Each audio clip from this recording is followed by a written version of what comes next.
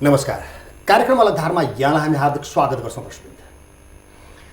दर्शकवृन्द। अहिले मुलुकको राजनीतिक परिदृश्य केही बदलिएको छ।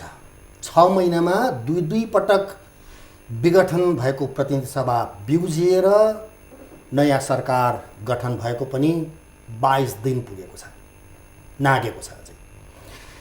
र एक हिसाबले भन्नुपर्दा वामपन्थीहरूको जगमा शेरबहादुर देउवा प्रधानमन्त्री बन्नु भएको छ।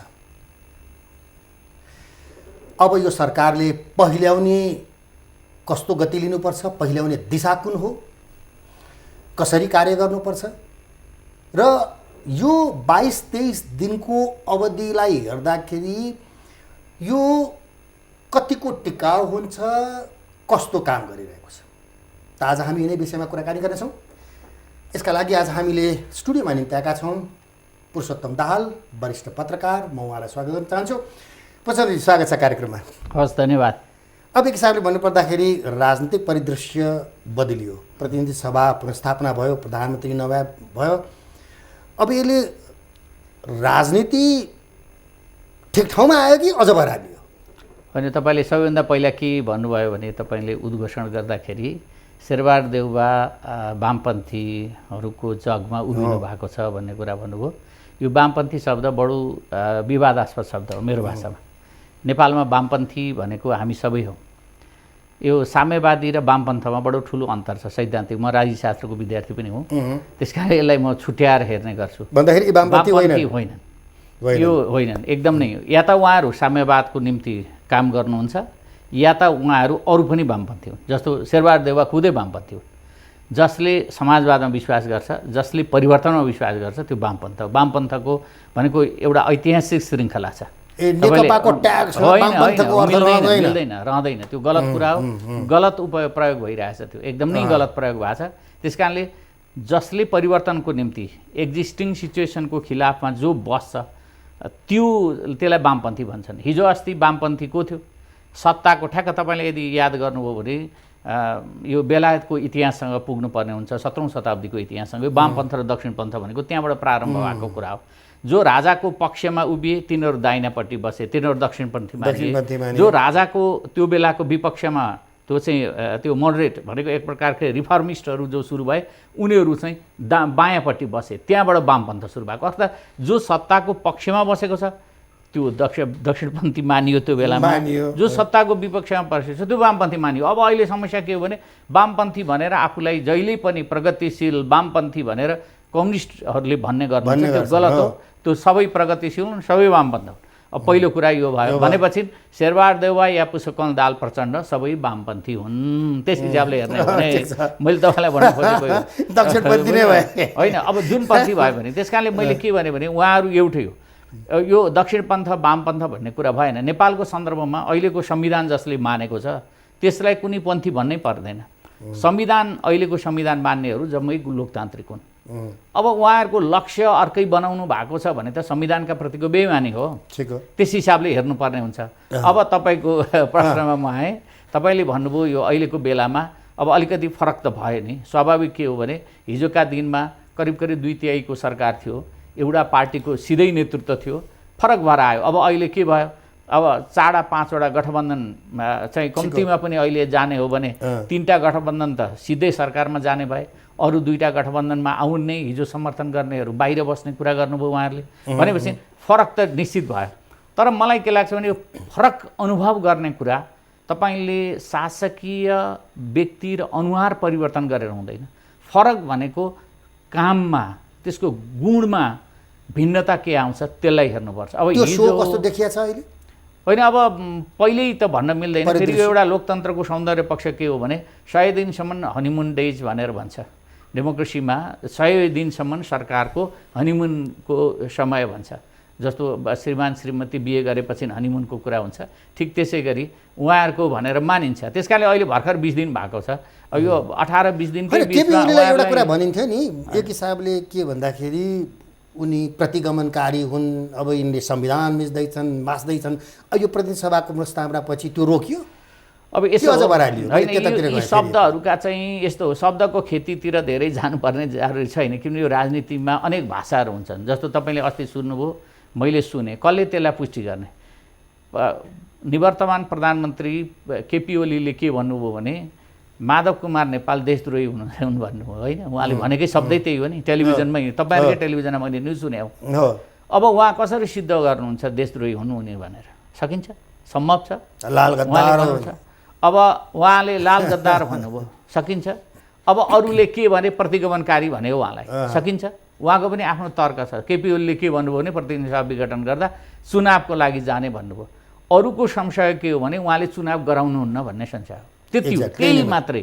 त्यही एउटा शङ्काका आधारमा प्रतिगमनकारी र अग्रमणकारी भन्ने विभेद चाहिँ के हो भने त्यो शङ्काको कारणले त्यो विभेदको कुरा भयो, त्यति मात्रै कुरा। अनि उहाँले दोस्रो पटक फेरि प्रतिनिधि सभा विघटन गर्नुभयो भनेको उहाँको नियतमाथि शङ्का भयो। त्यसपछि उहाँको नियत चाहिँ के हो भने जसरी पनि प्रतिनिधि सभा विघटन गर्ने। एउटा मलाई अहिले पनि आश्चर्य लाग्छ, अहिले यो जोड्नलाई मैले खोजेको मात्रै हो, त करिब 2/3 सरकार चलिराखेको थियो, यत्रो स्ट्रङ थियो, 50 वर्ष। उहाँले त भन्नुभएको थियो नि, नेपालको कम्युनिस्ट मुभमेन्टले के भन्यो भने अब शेरबहादुर यो अन्तिम प्रधानमन्त्री, नेपाली काङ्ग्रेस अब 50 वर्ष शासनमा आउँदैन, 50 वर्षसम्म नेपालमा साम्यवादीहरूको कम्युनिस्ट पार्टीको सत्ता हुनेछ घोषणै गर्नुभएको नि। 3.5 वर्षमा प्रचण्ड र केपी ओली दुइटै मिलेर, दुइटैले एकदम हात ठड्याएर उहाँले भन्नुभएको हो नि त। तर अचम्म मलाई के लाग्छ भने त 3 वर्ष किन टिकेन? कसका कारणले टिकेन? उहाँहरूको आफ्नै कारणले टिकेन? यदि आफ्नै कारणले टिकेन भने उहाँहरू जस्तो कमजोर राजनीति गर्ने मान्छे कोही पनि होइन। यदि अरूका कारणले टिकेन भने अर्का खुट्टामा उहाँहरू हिँडिरहनु भएको छ। यसमा प्रचण्ड वा केपी ओली समान छन् भन्ने मेरो मान्यता छ। अब यसमा उहाँहरूको समान चरित्र, स्वभाव या आधारका कारणले अब अहिले सत्तामा को पुग्यो? शेरबहादुरजी पुग्नुभयो मूल रूपमा, किनभने यो जसपा त पहिला पनि सत्तामा पुगेकै पार्टी हो, केपी ओलीसँग बसेकै हो। त्यस कारणले ठ्याक्कै अहिले शेरबहादुरजी थोरै शक्ति भए पनि शेरबहादुरजीले नेपाली काङ्ग्रेसले नेतृत्व गर्ने अवसर पायो। अब यसमा तात्विक र गुणात्मक परिवर्तन हुन्छ कि हुँदैन, हुनसक्छ कि सक्दैन, अब त्यो चाहिँ हामीले हेर्नुपर्छ। किनभने अहिले केही पनि भएको छैन, 22-23 दिनमा जज गर्ने बेला भएको छैन, 20-22 दिन भयो सरकार गठन गर्नु भएको छैन। समस्या के हो भने अब अलिकति यो कारण यसबाट केही जज गर्न सकिने स्थिति होइन। आरम्भ यो कस्तो हुन्छ भने आरम्भमा तुरुन्तै टिप्पणी गर्नु त उपयुक्त नहोला, किनभने गठबन्धन हो। तर पनि के चाहिँ निश्चित हो भने उहाँहरूले 2 दिन 3 दिन 5 दिनभित्रमा कमसेकम लामो समयदेखि एक्सर्साइज गरिरहनु भएको थियो सरकार बनाउने। कमसेकम हाम्रो चाहिँ कार्ययोजना के हो होइन, यो सरकार सञ्चालनको सहमति पत्र के हो, त्यसको गृह कार्य हुनु पर्थ्यो। अब जसले सत्ताको खेल खेल्नुभयो उहाँहरूले यो कुरा सोचिराख्नु पर्थ्यो। दोस्रो कुरा के हो भनेदेखि कम्तीमा पनि यो 20-22 दिनमा मन्त्रीहरू त घोषित हुनु पर्थ्यो नि। अब 4 जना जम्मा मन्त्रीहरू, 5 जना हुनुभएको छ अहिले, नयाँ चाहिँ मन्त्री आउनुभयो। त्यो अवस्थामा 5 जना मिनिस्टर हुनुभयो जम्मा, अनि प्रधानमन्त्री सहित 6 जना हुनुभयो। अब यस्तो अवस्थामा कमसेकम 20 दिन 22 दिनसम्म मान्छेहरूलाई अनावश्यक टिका टिप्पणी गर्ने जुन अवसर प्राप्त भएको छ, यसले के एउटा सङ्केत गर्छ भने पहिलो कुरा त पार्टीको बिचको गठबन्धनभित्रको चाहिँ राम्रो अन्डरस्ट्यान्ड विकास हुन सकिरहेको छैन, अहिले पनि दुविधा छ भित्र। एक दोस्रो कुरा के हुनसक्छ भने पार्टीको आन्तरिक राजनीतिमा पनि अन्तर्विरोधहरू व्याप्त छन् र त्यसलाई संयोजन गर्न अहिलेको नेतृत्व सकिरहेको छैन। त्यो कुरा बाहिर टिप्पणीमा गर्न सकिन्छ। जस्तो म अहिले तपाईँलाई आश्चर्य लाग्ला, म नेपाली काङ्ग्रेसका मान्छेहरूलाई पढाउने काम गर्छु। मैले अहिले प्रशिक्षणको काम मैले धेरै गरिराखेको छु, देशभरि घुमेर लोकतन्त्रको, राष्ट्रियताको, समाजवादको कुरा पढाउँछु। म हेरिरहेको छु त्यही भित्र बसेर। तर म एज अ जर्नलिस्ट बोल्नु र त्यहाँनिर पढाउनुमा फरक हुनसक्छ। म एज अ जर्नलिस्ट बोल्छु, अहिले पनि म हिमालय टाइम्स राष्ट्रिय दैनिक चलाएर बसिरहेको छु, म त्यहाँ पनि टिप्पणी लेखिरहन्छु। तर मैले के भने म अहिले एउटा पत्रकारको हैसियतले, एउटा आम नागरिकको हैसियतले हेर्दाखेरि तपाईँको प्रश्नलाई सम्बोधन गर्न सकिन्छ। वास्तवमा 20-22 दिनसम्म किन भइराखेको छैन, त्यसको त केही कारण हुन्छ। यसले कुनै राम्रो छवि छैन। जस्तो तपाईँ भनिहाल्नुभयो, तपाईँ लेख्नुहुन्छ, यत्रो लेख्नुहुन्छ, यत्रो बोल्नुहुन्छ, टेलिभिजनमा पनि बोलि नै रहनु भएको छ, पत्रिकाहरूमा पनि लेखिरहनु भएको छ। कोभिडको सङ्कट छ, महामारी छ, बेरोजगार बढ्या छ, तैपनि नेताहरूको चेत चाहिँ किन खुलेन त यतिका कुरा? यो मलाई पनि यो आश्चर्य लाग्छ। कहिलेकाहीँ म पनि बडो दुविधामा पर्छु। मैले त्यो फेसबुकहरूमा आउँछ हरेक दिन म दिनमा 15 जना 20 जना आफ्नो मैले चिनेका मान्छेहरू या मैले चिनेका मान्छेहरूको नातेदारहरू गुमाएर संवेदना कि श्रद्धाञ्जली लेखिराखेका हुन्छु। त्यो बेला मलाई यति पीडा र छटपटी भइरहेको छ, यति पीडा र छटपटी भइरहेको छ। यस्तो अवस्था एकातिर छ होइन, हामी सबैलाई चिता पर्खेर बसिया छ, कुन मिनटमा लिएर यो मान्छेलाई लिएर आउँछ भनेर पर्खेर बसिराखेको अवस्था छ। अर्कोतिर राजनीति गर्ने मान्छेहरू त्यो शुम्भ निशुम्भ जस्तो, कुम्भकर्ण जस्तो त्यो सुतेया हुन् कि थाहा छैन, उहाँहरूमा यो छटपटी छैन कि थाहा छैन। उहाँहरू त्यो सत्ताको निम्ति यति ठुलो अन्तर्विरोध र अन्तरसङ्घर्ष गरेर बस्नुहुन्छ, कोही लिनलाई, कोही दिनलाई, कोही पाउनलाई, कोही समात्नलाई, उहाँहरूका बिचको सङ्घर्ष। मलाई पनि एउटा आश्चर्य लाग्छ यो मनोविज्ञान बुझ्न। मैले भने नि अघि म राजनीतिशास्त्रको विद्यार्थी पनि हुँ, मैले कोसिस गरिराखेको छु कि यो मनोविज्ञान के हो, कस्तो हुन्छ राजनीति गर्ने मान्छेहरूको मनोविज्ञान, उहाँहरूको अहङ्कार कस्तो हुन्छ, उहाँहरूमा विवेक हुन्छ कि हुँदैन होला। त्यो भित्र हुन्छ नि हृदय पोल्ने, हृदयबाट भित्रबाट आँसु चुने, त्यो हृदयको स्पन्दन भन्छौँ हामी, त्यो भाषा बोल्न सक्ने क्षमता उहाँहरूमा हुन्छ कि हुँदैन। मलाई त्यो चाहिँ एकदम नै अब उत्तरकालमा यही अध्ययन गर्नुपर्छ कि जस्तो लाग्दैछ मलाई। चेत चाहिँ खुलेन अझै पनि। खुल्या जस्तो किन लाग्दैन भने यस्तो भएको बेलामा उहाँहरूभित्र को मन्त्री दिने, जस्तो नेपाली काङ्ग्रेसको भन्ने हो भने 3-4 गुट छन् काङ्ग्रेसभित्र, मिलाउनु पर्यो। ल हेर्नुहोस्, कङ्ग्रेसमा कङ्ग्रेसका कतिपय नेता कार्यकर्तालाई म पढाउँछु भन्नुभयो अघि पनि। एक हिसाबले भन्दाखेरि अब अघिल्लो सरकार केपी ओलीको सरकार र शेरबहादुरको सरकारमा तात्विक भिन्नता के फरक भयो? होइन, सरकारमा एउटा कुरा हो, अब जस्तो सरकार परिवर्तन हुने बित्तिकै स्वाभाविक केही न केही नयाँ कुरो त हुन्छ मान्छेलाई। जस्तो तपाईँ यता फर्केर बस्नु भएको छ अहिले, म उता फर्केर बसिया छु हो, हाम्रो दुइटैको परिदृश्य फरक छ। म तपाईँलाई उतापट्टि तपाईँको पछाडिपट्टिको दृश्य हेरिरहेको छु, तपाईँ मेरो पछाडिको दृश्य हेर्नुहुन्छ। अब हामीले यो स्थान परिवर्तन गऱ्यौँ भने के हुन्छ,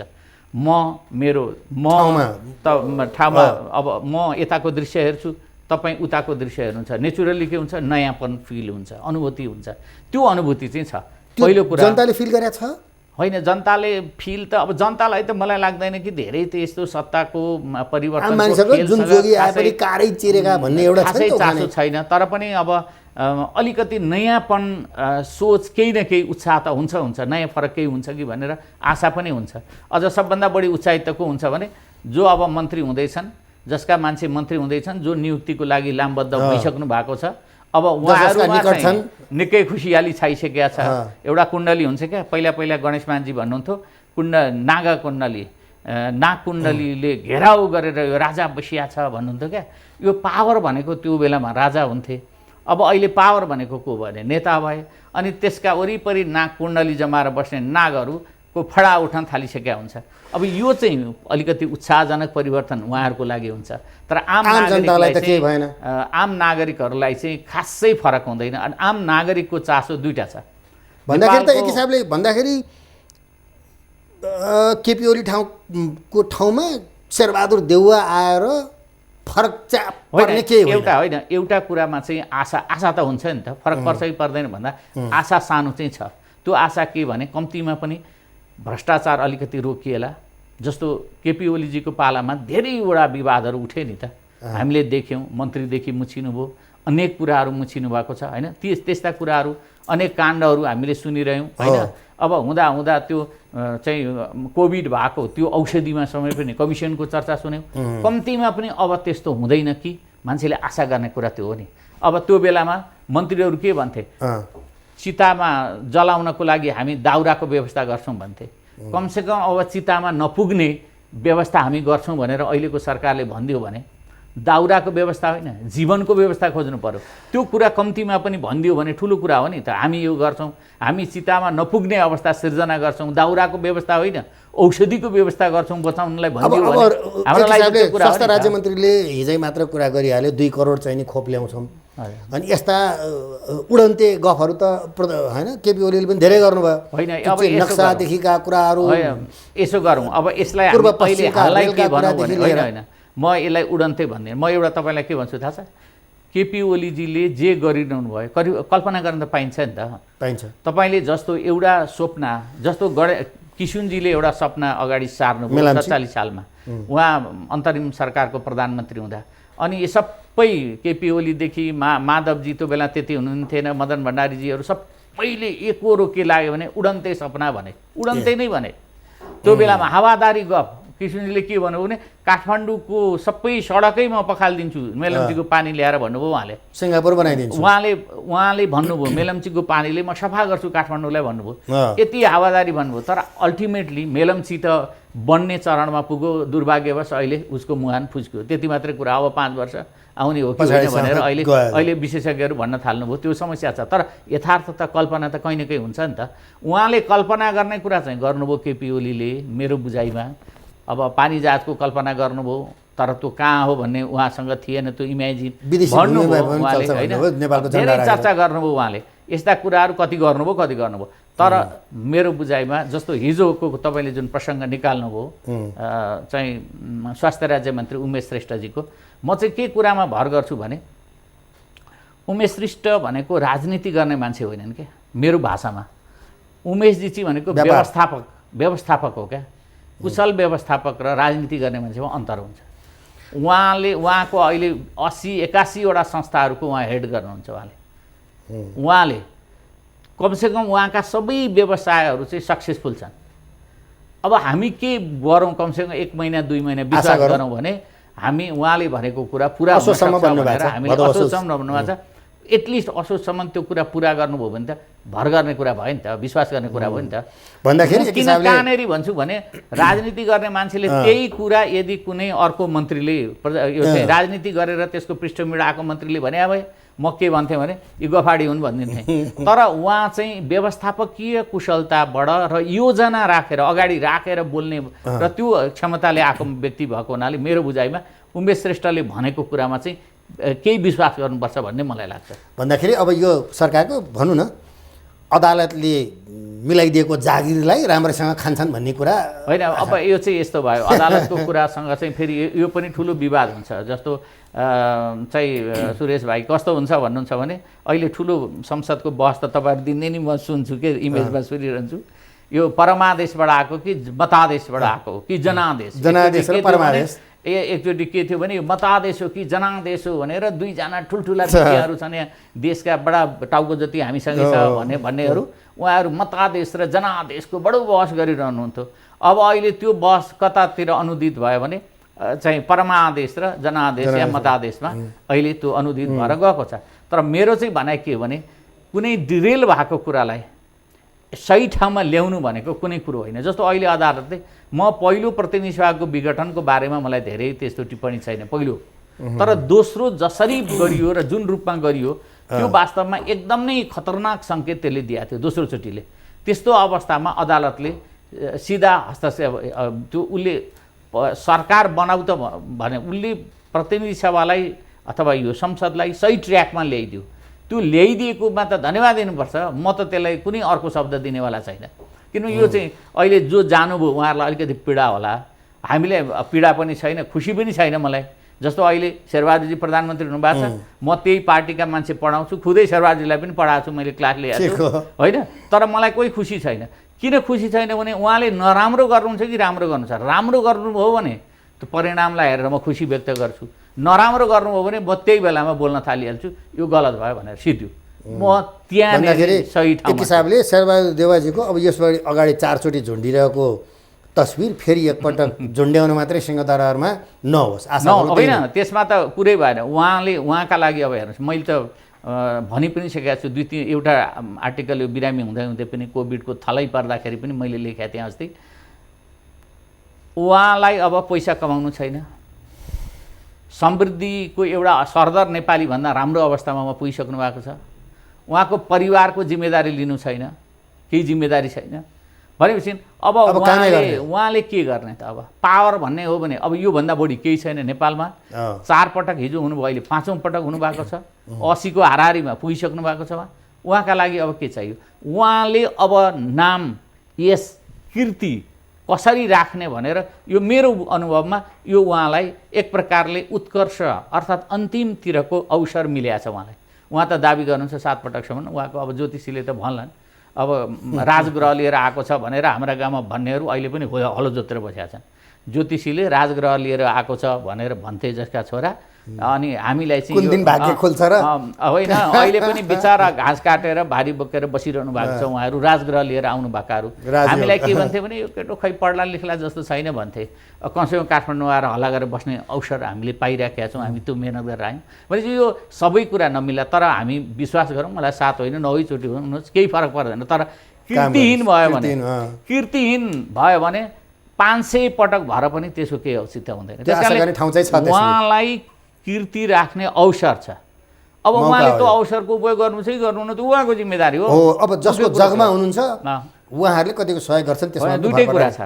पहिलो कुरा त यो जग भनेको यस्तो हुन्छ, आफूसँग क्षमता छ नेतृत्व दिन सक्ने भने, आफूसँग कुशलता छ भने, संयोजन गर्न सक्ने हैसियत छ भने त्यो जगमा बस्ने सबै परिचालन गर्न सक्छ व्यक्तिले। व्यक्तिको खुबीमा निर्भर पर्ने कुरा, व्यक्तिमा लोभ छ, व्यक्तिमा डर छ, व्यक्तिमा आश छ, व्यक्तिमा शङ्का छ भने त्यसले नेतृत्व दिन सक्दैन।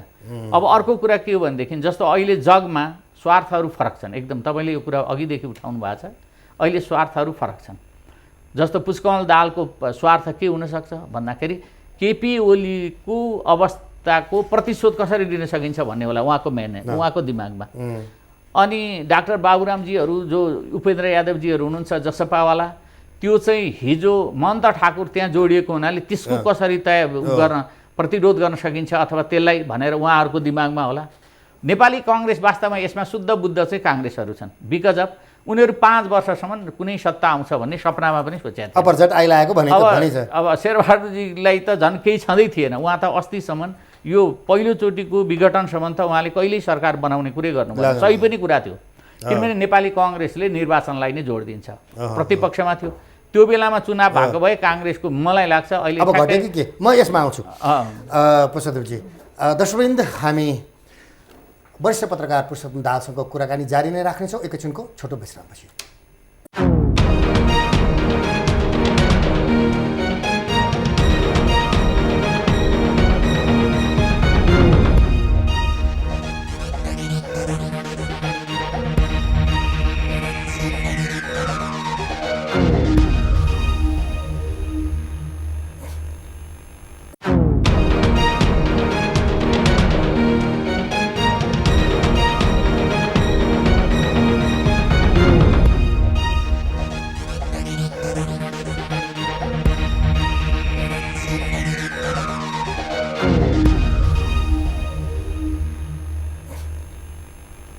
फर द लेट ट्युनर्स, यदि यहाँले भर्खरै टेलिभिजन सेट अन गर्नुभएको छ, च्यानल ट्युन गर्नुभएको छ भने यहाँहरूलाई जानकारी गराउँ कि यहाँहरू हेर्दै हुनुहुन्छ अलग धार। अलग धारमा हुनुहुन्छ वरिष्ठ पत्रकार पुष्पकमल दाहाल।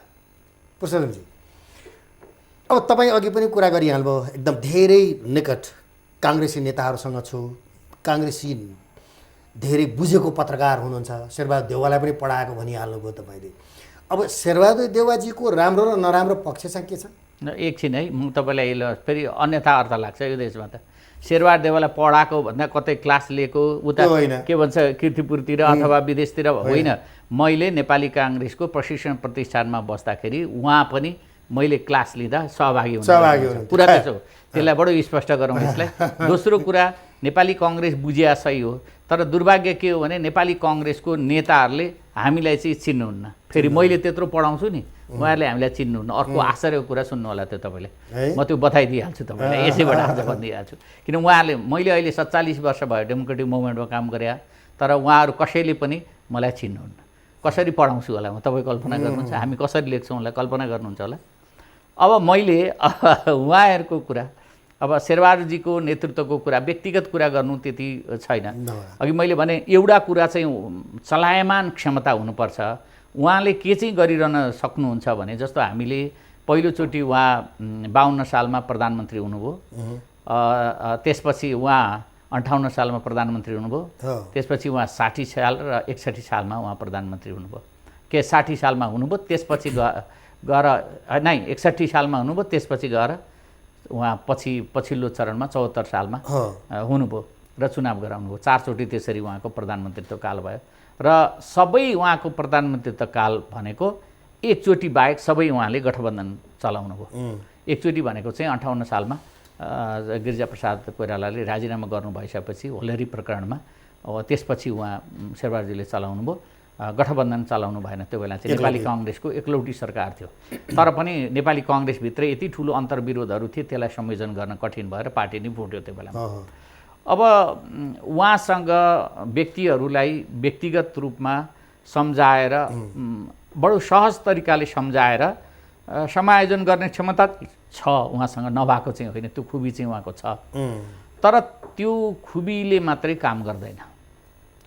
अहिलेको समय भनेको 2-3टा माग हुन्छ अहिलेको समयमा।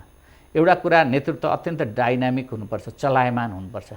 अहिलेको त्यो क्षमता छ। अब चलायमान हुन उहाँलाई उमेरले पनि दिँदैन, उहाँको अवस्थाले पनि दिँदैन। एक। दोस्रो कुरा, अहिलेको नेतृत्व भनेको तपाईँले कसलाई 80-90 वर्ष पुगेको व्यक्तिलाई आस्था प्रकट गर्दै तपाईँले सचेत भइसकेको एउटा युवासम्मलाई समान ढङ्गले नेतृत्व दिने हैसियत राख्नुपर्छ अहिले।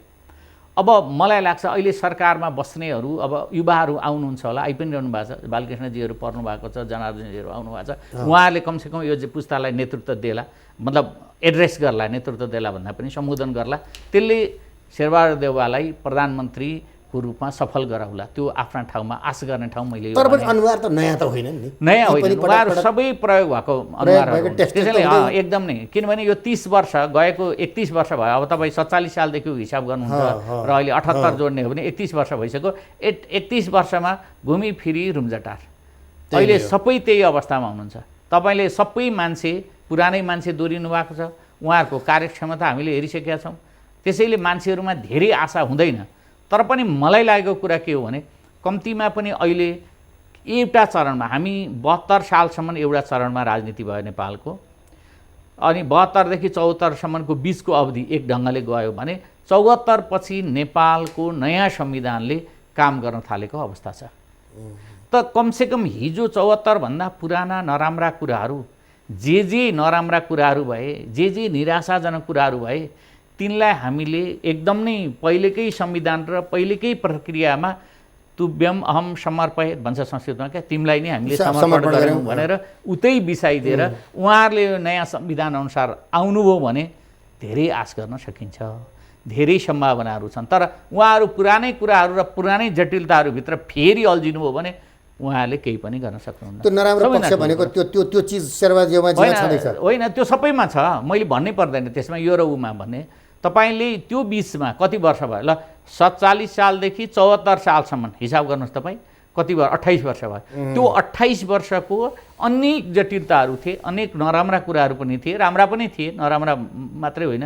तर कस्तो हुन्छ भने, एक बोरा आलुभित्र एउटा कुहेको आलु पर्यो भने सबभन्दा केन्द्रमा चाहिँ त्यही कुहेको आलु पर्छ क्या। त्यस कारणले त्यो राम्रो आलु छन् भनेर भन्ने एउटा पाटो हो, त्यो राम्रो आलुलाई एउटा कुहेको आलुले बिगार्छ। त्यस्तै हो, तपाईँले 79 राम्रा काम गर्नुहोस्, एउटा नराम्रो काम गर्नुभएको छ भने ट्याक्क त्यो टार्गेटेड हुन्छ, त्यही नराम्रो काम हुन्छ। शासनमा बस्ने मान्छेले पनि 79 मैले राम्रा काम गर्ने बा भनेर गर्व किन गर्न सक्छ उसले व्यक्तिगत रूपमा, तर त्यो एउटा चाहिँ नराम्रो काम भयो भने त्यो चाहिँ ज्यादा बहसमा जान्छ। त्यस कारणले मेरो बुझाइमा के हो भने, हिजो अस्ति जे जति राम्रा नराम्रा कामहरू दुवै छोडिदिनुहोस् न, राम्रा कामहरूलाई हामीले निरन्तरता दिने हो, नराम्रा कामहरूलाई छोड्ने हो।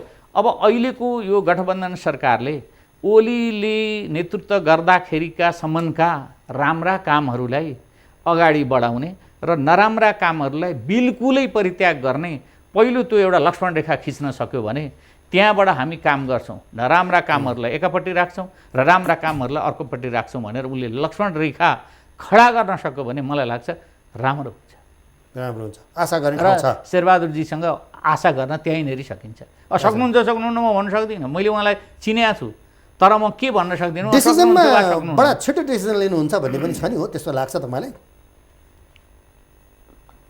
डिसिजन मेकिङ एकदम छिटो हुनुहुन्छ?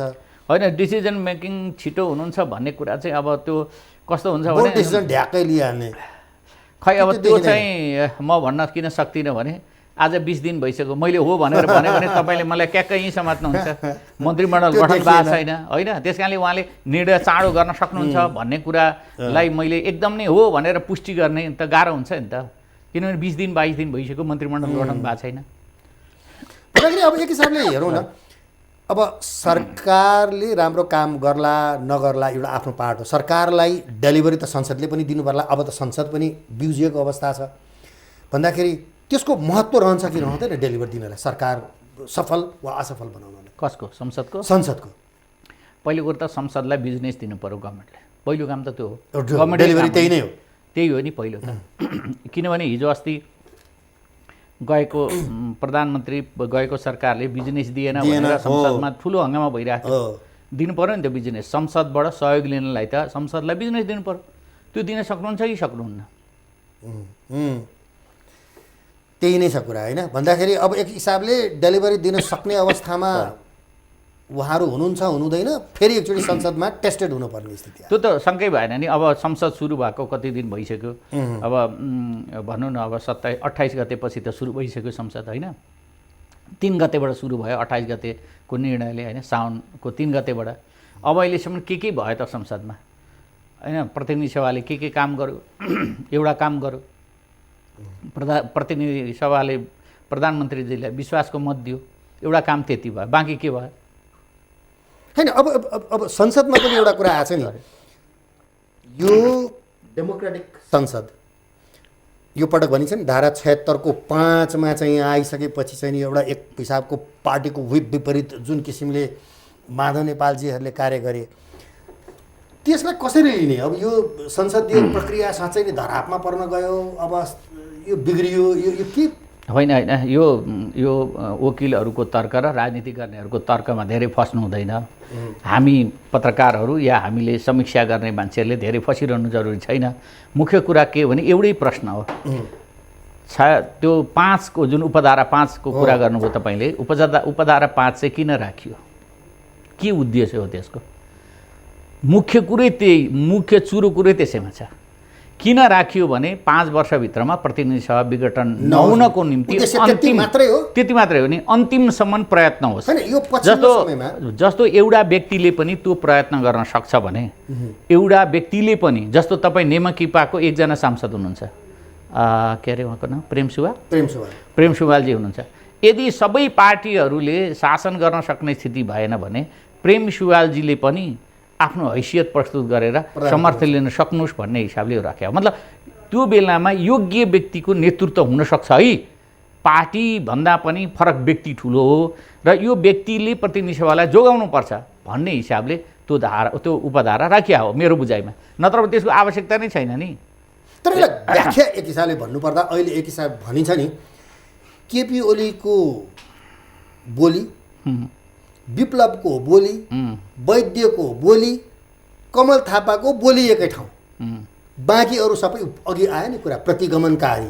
यो चिजले त उब्ज्याएर त ल्यायो नि। यो चिजले हेर्दाखेरि चाहिँ कसरी बुझ्न सकिन्छ त यसलाई? होइन, एउटा कुरा हेर्नुहोस्, अहिलेको संविधानको सन्दर्भमा तपाईँले भन्नुभएको धेरैवटा धारबाट धेरैवटा दृष्टिकोणहरू विकास भएका छन्। हामीले त्यो बुझ्नुपर्छ। कमल थापाको दृष्टिकोण एउटा छ, यो संविधानमाथि हो कि हामी बुझ्छौँ नि। मोहन वैद्यजीको एउटा दृष्टिकोण छ, हामीलाई थाहा छ नि यो कुरा, यो संविधानको विषयमा होइन। तपाईँले केपी ओलीजीको त होइन, उहाँहरूको होइन, यस्तो हुन्छ। तपाईँले एउटा गोलो एउटा कुनै राख्नुहोस् त, यो तपाईँलाई यहीँ अहिले उदाहरण दिन्छु, दर्शकहरूले पनि देख्नुहुनेछ। यदि यहाँबाट कुद्नुभयो, तपाईँ यता लाग्नुभयो, अनि यहाँबाट म यता लागेँ भने जस्तो तपाईँ म यताबाट यता कुदेँ अनि तपाईँ यताबाट यता कुद्नु भने कहाँ हुन्छ त्यो मान्छे भन्नुहोस्? त्यही नै पुग्छ, सँगै हुन्छ नि। त्यसैले बिपी कोइरालालाई एउटा कुरा भन्नुहुन्थ्यो क्या, समाजवाद र साम्यवाद र पुँजीवादको बारेमा भन्दाखेरि यो साम्यवादीहरू र पुँजीवादीहरूको अन्तिम मिटिङ पोइन्ट एउटै हुन्छ। किनभने एउटा पूर्वबाट कुदेको हुन्छ, अर्को पश्चिमबाट कुदेको हुन्छ, मिटिङ कहाँ हुन्छ? पूर्व र पश्चिमको मिटिङ कहाँ हुन्छ? एक ठाउँमा त हुन्छ नि त। क्लाइमेक्स भनेको उहाँहरूको मिटिङ हो भन्नुहुन्थ्यो क्या। ठिक के हो भने यो क्लाइमेक्स जताबाट कुदे पनि एउटै दृष्टिकोण अन्तिममा गएर एउटा कहीँ न कहीँ पोइन्ट भनेको अहिलेको संविधानका प्रति असन्तुष्टि, कुनै न कुनै रूपको असन्तुष्टि एउटाले दाहिनेबाट गएर व्यक्त गरेको छ, अर्कोले देब्रे गरेर। जस्तो कमल थापालाई राजा चाहिएको छ, कमल थापाजीलाई सापेक्षता चाहिएको छ, उहाँलाई सङ्घीयता चाहिएको छैन। कमल थापाजीलाई चाहिँ चित्रबहादुर केसीजीहरूलाई सङ्घीयता चाहिएको छैन। हेर्नुहोस्, इन्ट्रेस्टिङ कुरा छ। अनि पुष्पकमल दाहाललाई के चाहिएको छैन? यो तिनटै कुरा चाहिएको छैन, उहाँलाई त साम्यवाद चाहिएको छ। त्यसैले उहाँहरू जहिले पनि समाजवाद उन्मुख भन्ने एउटा शब्द समातेर कुदिरहनुहुन्छ। अब केपी ओली बिचमा हुनुहुन्छ उहाँ धरापमा, उहाँ यो पनि ठिक ऊ पनि ठिकमा अड्केर बस्नु भएको छ। उहाँ एकातिर समाजवाद उन्मुख साम्यवादी आफूलाई भन्नुहुन्छ, तर उहाँ त्यो जस्तो गर्नुहुन्न, गएर पशुपतिमा गएर क्षमा पूजा गरेर फर्केर आउनुहुन्छ। उहाँहरूको स्वभाव छ झल चढाउनुहुन्छ, दुनियाँ काम गर्नुहुन्छ भनेपछि उहाँहरू दुइटै खुट्टा टेकेर यता पनि बनाउँदा यता पनि कुद्नुहुन्छ, यता पनि एउटा खुट्टो यताबाट कुदाउनुहुन्छ, अर्को कुदाउनुहुन्छ, जता पनि कुदिरहनुहुन्छ उहाँको कुरा। अब रह्यो नेपाली काङ्ग्रेसमा पनि अन्तर्विरोध छ, त्यही हिसाबले कोही धर्मको कुरा गर्ने हुनुहुन्छ, कोही सङ्घीयता हुँदैन भन्ने हुन्छ, कोही गणतन्त्र पनि भएर भन्नुहुन्छ, त्यहाँ पनि जटिलता छ। अनि जसपाको पनि त्यही हालत छ, जसपाभित्र पनि यो प्रणाली चाहिँ कसरी फङ्सनेबल हुन्छ हो। यही हो सबभन्दा महत्त्वपूर्ण प्रश्न के हो भने अहिलेको बेलामा अहिलेको राजनीतिक नेतृत्वले होइन, रविन्द्रजीले पनि एउटा नयाँ बस छेडिदिनु भएको छ उहाँले धर्मको कुरा। मैले दृष्टिकोण हो मेरो बुझाइमा के भने जस्तो विप्लवको पनि एउटा दृष्टिकोण हो, अर्को सिके राउत भन्ने आउनु भएको थियो एकचोटि कता जानुभयो, उहाँको पनि एउटा दृष्टिकोण हो। मान्छेहरूले फरक दृष्टिकोण, तर एउटै कुरा के हो भने यी सबै दृष्टिकोणहरूलाई हामी जस्ताहरूले तपाईँहरूले भन्ने कुरो चाहिँ के हो भने उहाँहरू हतियार नउठाइकन यो दृष्टिकोण राख्नुहोस् है भन्ने कुरा हो। हतियार र हिंसाको लागि प्रेरित नगर्नुहोस्। नम्बर 1, समुदायका बिचमा कुनै पनि ढङ्गको द्वन्द्व सिर्जना नहुने काम नगर्नुहोस्। 2टा त्यो बाहेक उहाँहरू आफ्ना विचार राख्नुहोस्। होइन भने आजको अफगानिस्तान हेर्नुहोस् त बिजोग हामी देखिरहेछौँ नि, सुडान बिजोग छैन, तपाईँ अहिले पनि सिरियाको हालत हामी देखिरहेछौँ। भन्दाखेरि त्योतिर त्यो जटिलता चाहिँ कसले पैदा गर्छ भन्दा नेतृत्वले नै पैदा गर्ने हो, अरूले पैदा गर्ने होइन नि, कम्युनिटीले पैदा गर्दैन, नेतृत्वले पैदा गर्छ, नेतृत्वको दृष्टिकोणले पैदा गर्छ। हामीले के भन्छौँ भने यो फरक तपाईँ जहाँसुकै कुद्नुहोस्, जताबाट कुदेर एउटै पोइन्टमा पुग्नुहोस्, हामीलाई केही आपत्ति छैन, तर यो दुईवटा कुरा चाहिँ नगर्नुहोस्। हिंसा र द्वन्द्व भनेको सामाजिक घृणा र प्रतिशोधको निम्ति द्वन्द्व र हतियार, यो दुईटा बाहेक जता कुदे पनि भयो, विप्लवजी जता कुदे पनि भयो, केपीजीसँग जोडिए पनि भयो, अब भोलि आएर अर्कोसँग कमल थापासँग मिले पनि भइहाल्छ होइन। सबैको एक हिसाबले भनौँ न यो अब उहाँको एक हिसाबले आज पनि श्वेतपत्र निकाल्ने र के कुराहरू चाहिँ आइरहेको छ यिनीहरूको होइन, एउटा चाहिँ नि न्यूनतम साझा नीति कार्यक्रम ल्याउने भन्ने पनि कुराहरू उठिरहेछ। र अब प्रचण्डजीको स्वभावको कुरा गर्ने हो भने गिरिजाबाबुलाई पनि एउटा समय त ललिपप चटाएकै अवस्था हो, पुरै भएर त्यो देखिएकै थियो। पछिल्लो समय शेरबहादुरजीलाई आफ्नो छोरीलाई मेयर बनाउनको लागि चितवनमा त्यत्रो हङ्गामा, अब यो कतिसम्म लङ टर्मली जान्छ भनेर रमाइलो कुरा तपाईँले उठाउनु भयो। प्रचण्डजीको चाहिँ 3टा मैले घटनाहरू हेरेँ, ठ्याक्कै तपाईँले अहिले भने जस्तो। गिरिजाबाबुलाई उहाँले राष्ट्रपति बनाउने सपना दिनुभयो, काङ्ग्रेसलाई मूर्ख बनाउनु भयो, यो सही हो। त्यसपछि शेरबहादुर देउवालाई फकाउनु भयो, छोरीलाई त्यत्रो इज्जत त्यो प्रतिष्ठाको लडाइँमा उहाँले विजय हासिल गराउनु भयो। अनि ठ्याक्कै शेरबहादुर देउवालाई फेरि फालिदिनु भयो र केपी ओलीलाई शीर्षासनमा चढाउनु भयो। अहिले केपी ओलीलाई फालिदिनु भयो र अहिले शेरबहादुरलाई टिप्नु भन्दा चाडा तपाईँले 62 साल पछिका चाडा उहाँका आयामहरू छन्, उहाँको चाडा आयामहरू यसरी हेर्न सकिन्छ। उहाँले राजनीतिमा रचनात्मक हुन सक्नुभयो कि सबै उहाँले चाहिँ त्यसलाई चाहिँ त्यो रचनाहरूलाई चाहिँ चितोर्ने भत्काउने काम गर्नुभयो, त्यो चाहिँ मूल्याङ्कनको विषय हुन्छ। अब अहिलेको सन्दर्भ चाहिँ के हो भने प्रचण्ड शेरबहादुरजीको कुरो मिलिया छ, डाक्टर बाबुरामजीको पनि बुद्धि थपिया छ त्यसमा। कमसेकम उहाँहरूले पनि उहाँहरू असफल हुनुभयो भने तपाईँ कतिवटा प्रधानमन्त्री हुनुहुन्छ भन्नुहोस् त एक ठाउँमा अहिले? पुष्पकमल दाहाल, तपाईँको डाक्टर बाबुराम भट्टराई, शेरबहादुरजी, माधव नेपाल, झलनाथ, 5 जना प्रधानमन्त्रीको ब्रेनले यदि अहिलेको स्थितिलाई सही ढङ्गले, जस्तो अहिले तपाईँले अघि उठाउनु भएको थियो कोभिडको प्रब्लमलाई एड्रेस गर्न सकेन, प्राकृतिक विपत्तिलाई एड्रेस गर्न सकेन, अनि 2टा छिमेकीहरूसँगको सम्बन्धलाई सन्तुलित गर्न सकेन, अनि पश्चिमसँग पनि सन्तुलन कायम नगरी अहिलेको जमाना चल्न सक्दैन, त्यसलाई मिलाउन सकेन, अनि त्यो खाडीमा जानुपर्ने अवस्थालाई युवाहरूलाई घटाएर यहाँ ल्याउन सकेन, यहाँ रोजगारी विकास गर्न सकेन भने 5-5वटा प्रधानमन्त्री हुँदा र यो प्रणाली हुँदा पनि भएन भने त्यो बेलामा के हुनसक्छ हामीले चाहिँ अनुमान गर्ने कुरा त्यो होइन। फेरि तपाईँले अहिले स्वार्थबाजीको कुरा पनि भने यी 5-5 जना एकै ठाउँमा अहिले स्वार्थ कसको मिल्यो भन्दाखेरि तपाईँले 5 जनाको मिल्यो, 4 जनाको मिल्यो नि होइन, केपी ओली बाहेकका अरूको त मिल्यो, 5 जनाको मिल्यो नि केपी ओली बाहेक, केपी बाहेकको कुरा गरे होइन, 5 जना छन् नि, 6 जना छन् केपी भन्दाखेरि होइन। अस्तिको अवस्थामा केही दिन अगाडि मात्रैको अवस्थामा, केही महिना अगाडिको अवस्थामा हेर्दाखेरि बाबुरामजी भन्दैन थियो यो चाहिँ नि 9 अरब चाहिँ 3-3 अरब मिलाएर खाए 3 जनाले भनेर भन्थ्यो। यो यहाँनिर पनि स्वार्थबाजी छ, कस्तो अचम्म होइन। गजब छ यो त मैले अघि नै भने नि यो राजनीति गर्ने मान्छेहरूले शब्द कुन बेला के प्रयोग गर्नुहुन्छ त्यसको केही भरोसा हुँदैन। एकचोटि के गर्नुहुन्छ, एकजनाले अर्कोको मुखमा थुक्नुहुन्छ अनि अर्कोले अर्कोको मुखमा थुक्नुहुन्छ आम्ने सामने, अनि एकछिनपछि तपाईँको मुखमा थुक लाग्यो भनेर आफैले फेरि त्यो थुक चाटेर फिर्ता गर्नुहुन्छ। यो स्वभाव हो यो राजनीति गर्ने मान्छेहरूको। अब यो स्वभावलाई हामीले कसरी मूल्याङ्कन गर्ने? त्यो पनि हाम्रो जस्तो मुलुकमा, हाम्रो जस्तो स्वार्थ मात्रै चाहिँ जोडिएको ठाउँमा एउटा धारणा छ नि, यो संसद यो बेकारको कुरा हो, यो अहिले प्रतिसभा पुनस्थापना भएको कारण एमसिसी पास गर्न मात्रै हो भन्छ। त्यो चाहिँ अर्को कल्पना, एक प्रकारको हाइपोथेसिस हो त्यो। यो यसैका लागि संस्था पुनर्स्थापना भयो भन्ने कुरा चाहिँ म एग्रिड छैन। धेरै कामको लागि भयो होला, तर त्योभन्दा पनि मुख्य कुरो चाहिँ के हो भने यो संविधान चाहिँ वास्तवमै डिरेल भएको थियो क्या, डिरेल नै भएको थियो। म आफ्नै पनि दृष्टिकोण त्यो संविधानलाई जोगाउन काम भयो। अब त्यो संविधान जोगिँदा एमसिसी पास हुन्छ कि बिआरआई उताबाट यहाँ काठमाडौँ आइपुग्छ कि तपाईँको इन्डियाको अर्को इन्ट्रेस्ट होला त्यो जोडिन्छ कि, त्यो फरक कुरा हो। तर मूल कुरो चाहिँ के हो भने अलिकति लम्बिएको मात्रै हो होइन। संविधान अहिलेलाई त हामीले आशा गरौँ न जोगिएको, किनभने हामीले धेरै ठुलो लडाइँ गरेर संविधान आएको छ। यसका केही कमजोरीहरू होला नि, त्यसलाई संशोधन गर्न सकिन्छ। भविष्यमा आउने जेनेरेसनले त्यसलाई सुधार गर्न सक्छ।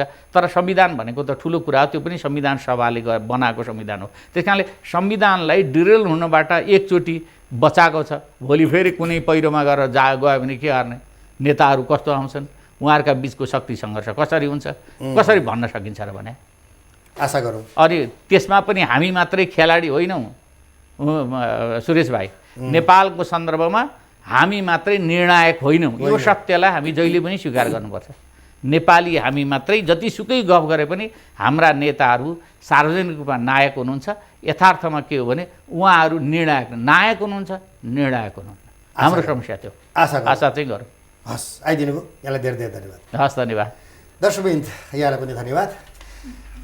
त आजको अलगधारको निर्धारित समय पनि सिद्धिसकेका छ। आगामी हप्ता पुनः उपस्थित हुनेछौँ। नमस्कार।